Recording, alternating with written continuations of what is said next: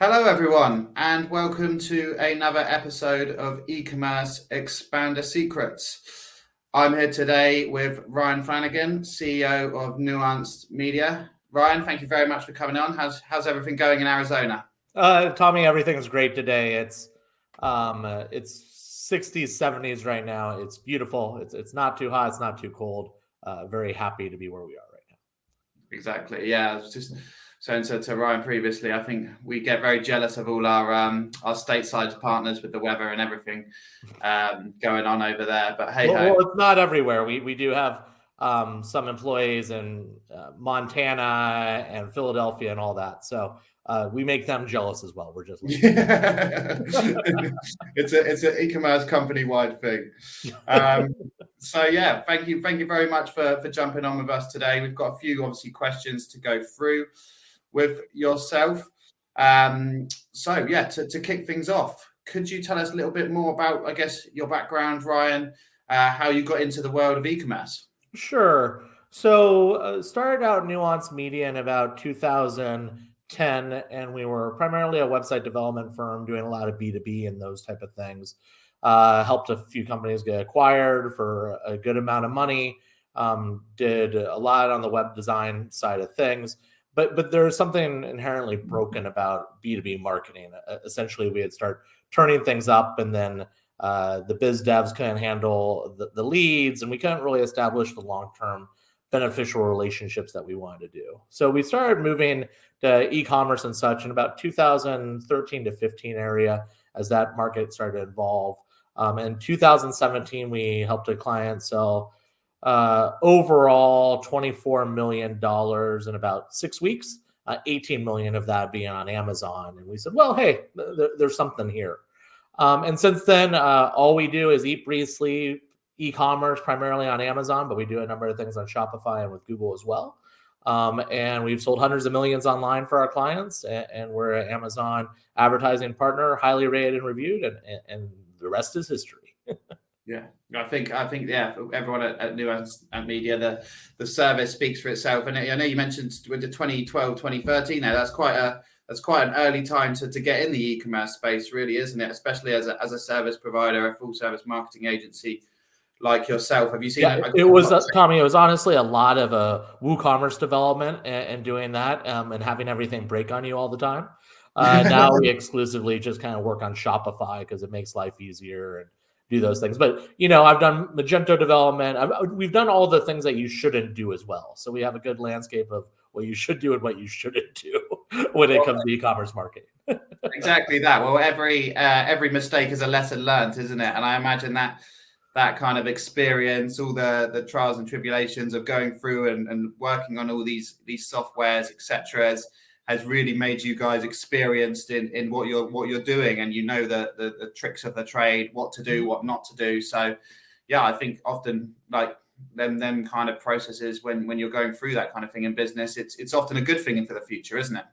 Well, theoretically, it's why organizations work with us. Everybody kind of talks about the big next thing all the time, and we're inherently kind of prone to do that because people get kind of antiquated or sick of the norm things. But honestly, when you look at your Shopify, your Amazon, any of those type of things, it's about doing the basics better than everybody else doing, and then making nuanced changes. Yes, that's a plug for the company to get everything up and going and really working for you in order to make the most impact overall. And we've had some great success with growth-driven advertising, which I think we'll talk about a little bit later, but really refining those things and then kind of looking at that. Oh, that's brilliant. No, thank you very much for that information. So we know obviously Nuanced Media, full service marketing agency for Amazon and e-commerce brands. Could you explain how the business was founded? Obviously, it was through yourself. So what were the challenges that you could help sellers overcome when it came to their business growth? Sure. So let's talk about I'll just kind of cite things in the last year because citing things from 2017 is very cool, but is a little bit older now because the landscape's changed, right? So if we look at Amazon now, and we'll just kind of hone this conversation to Amazon primarily, but Amazon's getting more competitive. There's more people coming in all the time. It's about 48% of product search. And if you're an established brand, and we work with a number of established brands to really help them grow and do better. But what we're seeing with a lot of established brands is they're not really kind of getting the revenue that they used to. Things are getting more complicated in those levels. So the first thing that we really look at with established brands is before engaging with anything, we kind of do what we call an Amazon action plan or an Amazon advertising checkup for you to see if there's opportunity, right? If there's opportunity on that, then we go in the Amazon action plan. And a lot of that can be catalog analysis, reorganization to get in the right product families, to aggregate reviews, to do some of those things and really build that out. And then what we typically see with the vast majority of our clients is we kind of call it the Pareto principle on steroids. Pareto principle being, 20% makes 80% of the revenue. But on Amazon, we typically see about 5% of your catalog making 95% of the revenue. Yeah, your hero SKUs. Yeah, and they're the hero ones. So what we do is, it's not rocket science here, but we look at the hero skills and we dedicate the time to making those heroes better heroes. We do that through managing the pay-per-click campaigns, but data mining the things that are converting, updating the listing with those things, and advising our clients on how to do that. Split testing products on that, and split testing images. And I got some great stats on the amount of like click-through rate, increasing click-through rate by 100%, increasing profitability or sales by 67% by just doing some split testing and doing this a little bit better and giving it the time that it needs. And really focusing on those type of things to make sure you're doing the best that you can on the platform. This can include Amazon DSP as well, but how do you really dive into what you're doing and really focus on the growth of those hero ASINs and going from hero to superhero, if you will. No, that's brilliant. Yeah, I think as you say, it's looking at what someone was doing right already, and I guess it's kind of like doubling down on that. Why was this doing so well, etc.? Why was this a hero SKU initially? And then, as I said, just doubling down and optimizing the opportunity that you've got with that SKU in place. Well, it's also with that, Tommy, it's not just that. It's making sure you're conveying the value, making sure the listings are optimized. I believe we're going to talk about that. But everybody's talking about optimization since I've been in this business. Everybody's been talking about optimization since 2010 on this. Where Amazon's changed is you can do split testing now. You can find out what's converting for that, integrate that in the listing copy so you organically rank higher for that. You can go about competitor conquesting, so you show up everywhere. We have a client that we just got them showing up for one of their competitors' brand terms as Amazon's choice because we're selling so much on their listing and those type of things. And then you have Amazon demand side platform, not to mention what you're doing off market, multi-channel with TikTok, Facebook, or I should say Meta at this point, and any of those type of things. So the game really has changed. And if you're just looking at your pay-per-click or your advertising just from, hey, I'm tweaking keywords here and running different campaigns, then you're literally missing 80% of the battle. It's saying, I'm going to the gym and working out, but I'm going to come home and eat pizza every day. Why am I not getting healthier? And I can relate to that as well. So it's close to home, so that's why. That's fantastic, Ryan. That's really, I think, some high end valuable information that any seller who's in the industry would benefit from you utilizing and at least taking a look at. Mm-hmm. So what are the common challenges that you see e-commerce sellers face when it comes to using marketplace tools across multiple marketplaces, and how would you suggest that they optimize their available marketing tools across all channels? So when you look at across all channels, it's identifying which channels can be leveraged because they're not as competitive, and you can kind of use the blanket maybe catalog distribution from your Shopify site, and then understanding which channels or marketplaces are unique and you really have to do more with this. So let's take Etsy, for example, compared to Amazon. Amazon is about 48% of product search out there in the United States market, while Google's about 35% of product search. So you really need to respect Amazon and treat Amazon as if it's Amazon. It's about 50% of e-commerce in the United States. Yeah. That means different copy, potentially different images, video, A+ content, brand story, good storefront, all those things, and really learning, living, and earning and focusing on that. And then understanding how advertising is different on Amazon. Now, if you go to Google and Etsy, for example, from your Shopify site, for the most part, you can distribute exactly what you have on your Shopify site to Etsy. It's not as competitive. Their advertising is not advanced.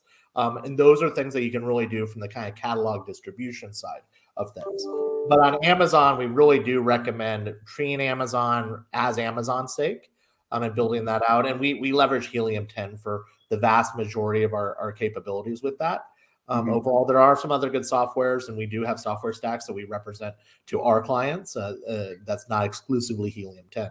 But you have to respect the game and respect the areas and understand where do you distribute and where do you not distribute.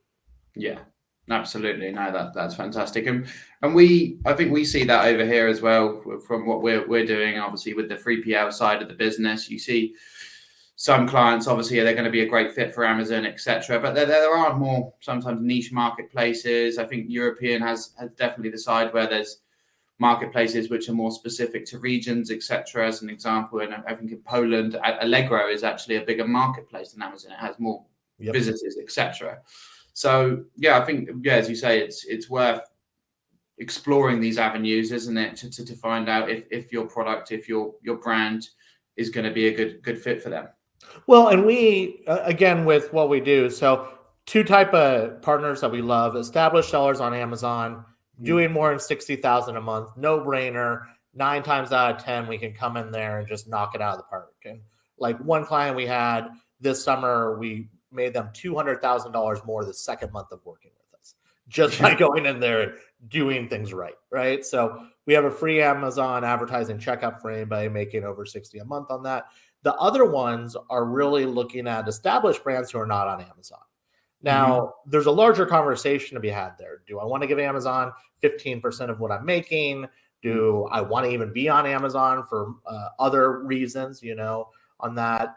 And we walk the clients and the partners through that journey, seeing how much brand search there is for their product up there, how competitive they are from a price area, what the unit economics look like, and we kind of go through an Amazon action plan to make sure it's the right fit for them before doing a monthly contract or doing monthly services where you can spend tens of thousands of dollars only to find out that wasn't the best thing. So when you look at Amazon, we're a big fan of measuring twice and cutting once, either with existing sellers or established brands off of Amazon that are looking to get on Amazon or thinking about getting on Amazon. Yeah, no, as you say, it's definitely not for someone who's not selling on Amazon. I don't think it's an overnight decision, and I'm sure lots of people would have already considered it. As you say, people have their reasons, etc., why they wouldn't want to be selling on Amazon. But then, at the same time, someone could start a Shopify store and sometimes not even know the capabilities, the exposure that you can get from there. So it is or worse, you're an established brand, you're selling nationally or internationally, and then you have resellers up there selling your product, not maintaining, not returning stuff if they're not using Amazon FBA, not doing the bad things and giving you a bad reputation, or your competitors conquesting your ads, right? I really put this akin to where corporations were back in the early 2000s thinking about social media, right? It was kind of a ostrich, tuck and hide, let's not deal with it, let's let everybody else talk about us on social media, compared to getting there, controlling the conversation, even if you're not 100% in, right? We work with clients that aren't spending a ton of money other than brand defense on Amazon, but they're up there making sure their listings look good, that they have good reviews, that people aren't conquesting, that they're doing all those other things in the marketplace. Yeah, no, that I think that's a brilliant point you add on there at the end of that, Ryan. So thank you very much for that one as well. So moving on, how can sellers ensure that they're setting up their listings and sites on a platform to enhance visitor trust, display compelling content, and have value-added material to increase conversion rates? Yeah, so there's very simply, there's one thing that does that. No, it's multiple things. That was a multi-tiered question, right? Listing optimization. Make sure you have good images, that you're doing at least the minimum of what your category is doing from a competitive standpoint. search on Amazon what your competitors are doing and at least match that. We recommend going above and beyond. Sizing is good for that, making sure that your images are high quality, that you have strong annotations. Particularly in the US market, this is also in the EU, but Americans are really known for not reading. I kind of say that jokingly, but it's somewhat true. So annotations are really important, particularly because everybody's kind of shopping on their phone on that. Good content for the SEO purposes, brand story for cross-sell and upsell to the rest of your catalog, having a strong storefront, and then A+ content. Now, it's not just that you should really look at. It's also looking at when people return items to you, why are they returning it? Because they typically will leave details on that. So if people keep saying it's smaller than I thought it was or something like that, what we typically recommend is then updating your listing based on that feedback to reduce the return rate, because that can really aid you on the profitability side of things as well.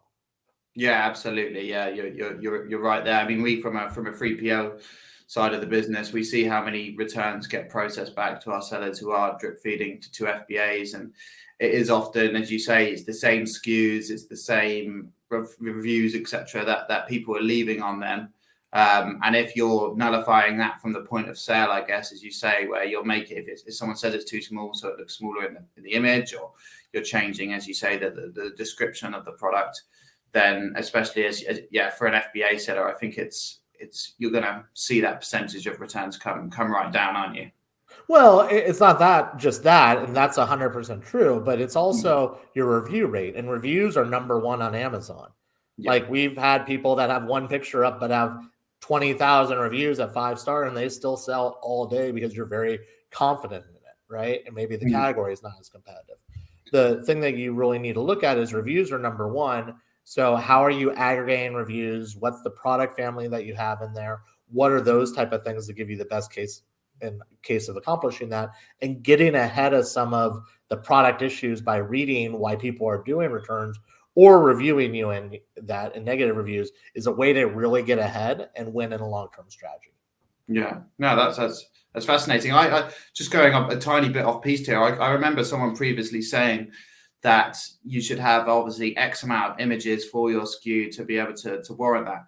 From your experience and your knowledge, then, I guess, Ryan, would you say that there is like a minimum number of images you'd say you're putting on a listing, or would you say that sometimes it's not? If you can get a really solid image which has got all the features on it and it's maybe more simplistic product, would you say that can suffice to be still a successful listing? So it all is very category dependent, right? So if you look at hardware and some of those things, screws are typically like one picture and maybe a dimension image of the screw, right? Yeah.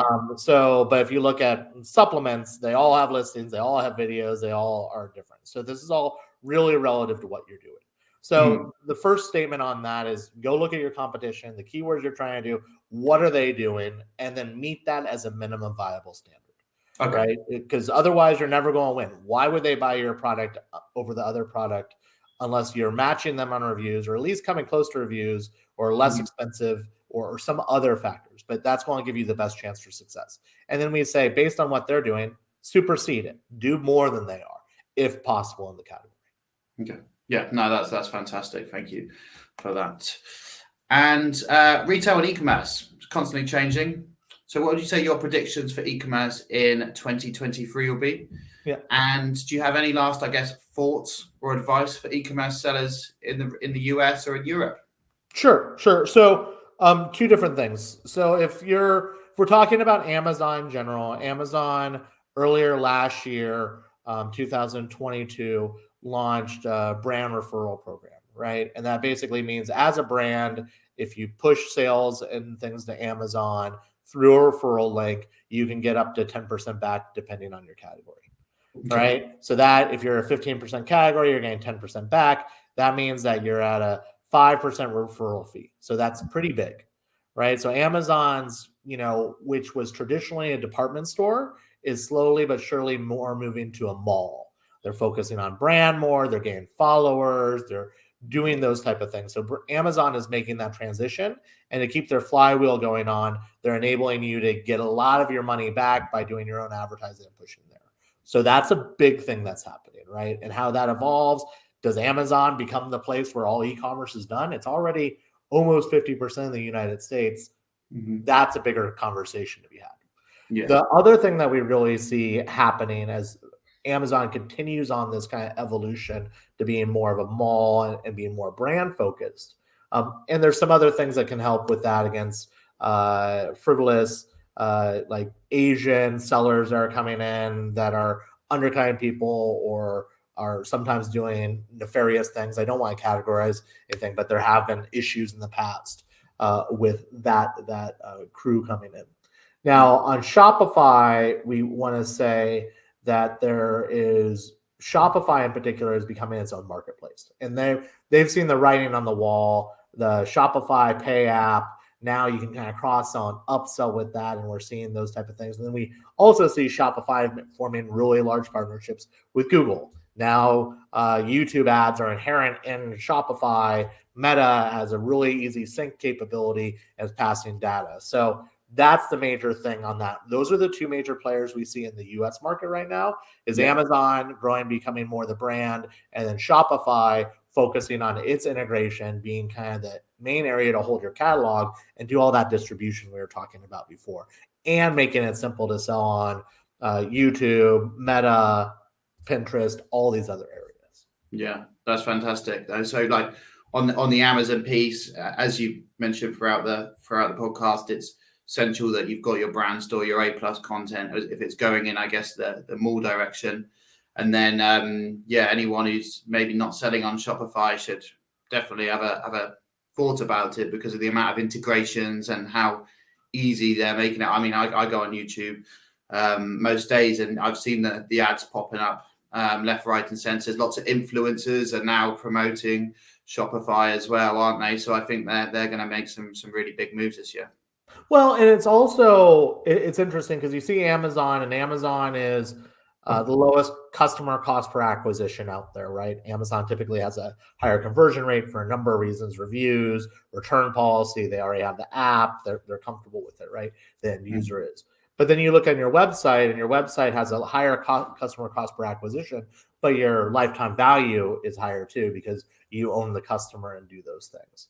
So when you're really looking at kind of the tips at the end of the day and what can you do, and I'll primarily speak to Amazon on this side, but on Amazon, if you're an established seller and you're wondering if you're doing well, if you don't know if the team that's handling it or your internal team is doing well with it, and we do work with internal teams and kind of work with them to help be better over time, then we'd highly recommend you come to the site and get a free Amazon advertising checkup, can sit down, look at the account and those type of things. If it makes sense, then we can kind of talk next steps. If you're an existing brand, same type of thing, we can kind of look at this and do initial analysis to see if you're a good thing. So those are the steps that we would really recommend on that. We also have a guide on the website for the Amazon growth strategy for 2023. How's that popping out? How's that growing? If you're on the Shopify side, do you have Klaviyo set up? Are you doing a good job with Klaviyo? Is that being handled well? Are you running shopping ads? Are you syndicating reviews? Do your pages have reviews on those? Those are all the things I'd be really looking at with that, and that's something we can discuss as well if that's something that of interest to you. Yeah, absolutely. No, I think any seller listening, you'd be a fool to at least not have a look at the Nuanced Media website and check out, as I said, everything that they've got going on. All the as I said, you mentioned that free service that you've got there. So as you said, it's I guess that's initially just a feasibility, isn't it? We offer a thing called a feasibility study here, where we'll show you, hey, it's free consultancy, and then from there you can make your own decisions. Is there an opportunity or not? And like for one of our clients, we did the free Amazon checkup, and then we kind of went into a larger analysis on this because we saw some opportunity. And we found out that they had wasted $140,000 in ad spend over the years, right? Like $140,000 with zero conversions on it. You're like, you just wasted this amount of money, right? And that's real. That happens all the time, particularly because you have all these softwares automating everything, and you don't have a human person actually going in there and tweaking things. There's a lot of issues out there. So. No, that's and I think that as you say, that's probably not a one-off. It's probably happened multiple times in the past, and Yeah, I think that's the problem with maybe the research so reliant on tech, that sometimes these things do go wrong. And if you've got the eyes and ears of the experienced people like the team at Nuanced Media, who can go in and physically check the accounts, have, as I said, all this wealth of experience around working in, whether it is Shopify, Amazon, etc. Yeah, definitely worth checking them guys out. Well, and it also takes your hero listing should not be treated like your normal listings, right? Like, take the time to really focus on your hero listings and make them superheroes. And it's not the fault of anybody who's working on it or anything like that, but a lot of companies don't do that. They just treat all listings equal, and that's not the case. And you think, oh, that listing's doing well, I can leave it alone. Let me focus on maybe something else. And then you struggle for growth with these new listings, etc. When really, if you spent more time on what was doing really well, then you could have even, it has the snowball effect, hasn't it? And etc. Well, and we have a number of clients that are in the top 25 for their respective category. And how we've gotten there is you look at those hero listings and you move them from 5 in organic search to 1, or 3 to organic search to 1. And that's just like the typical SEO stuff that you do. The first listing gets more click-through rate, higher conversion rate, and is a exponential evolution from going from 5 to 1. 3 to 1, you're going to make more of a deal going compared to 3 to 5. I mean, 5 to 3, for example. Every step you get higher, it goes exponentially up in sales for those keywords. Obviously, higher ranked volume keywords that we're talking about. No, that's brilliant. Thank you very much for that, Ryan. Well, yeah, that is about time for today's episode. We obviously really appreciate you coming on today, Ryan, and shedding your wealth of knowledge. As I said, it's been even a learning lessons for myself as well. So I think, any seller, make sure you're definitely checking out Nuanced Media's service offerings. Do you have any final comment today, Ryan? No, that's pretty much all I have. If you're an existing seller or a brand that's already selling and you're doing pretty well on multi-channel or thinking about Amazon, then feel free to reach out to us. We also do work with a number of companies on the Amazon side take them to the EU. We don't do the logistical stuff. That's all Tommy and your team on that side of things. But we do work with those organizations. So if you're an established seller looking to make more sales and see if you're doing well, get that free Amazon advertising checkup. If you're a brand looking to kind of grow, feel free to reach out to us and we can kind of take a look at that and see if you're a good fit for Amazon. Fantastic stuff. Lovely. So guys, thank you all for tuning in today. This has been another episode of Expander's Secrets. Thanks again to Ryan for jumping on with us, and we will see you all soon. Cheers, guys. Thanks.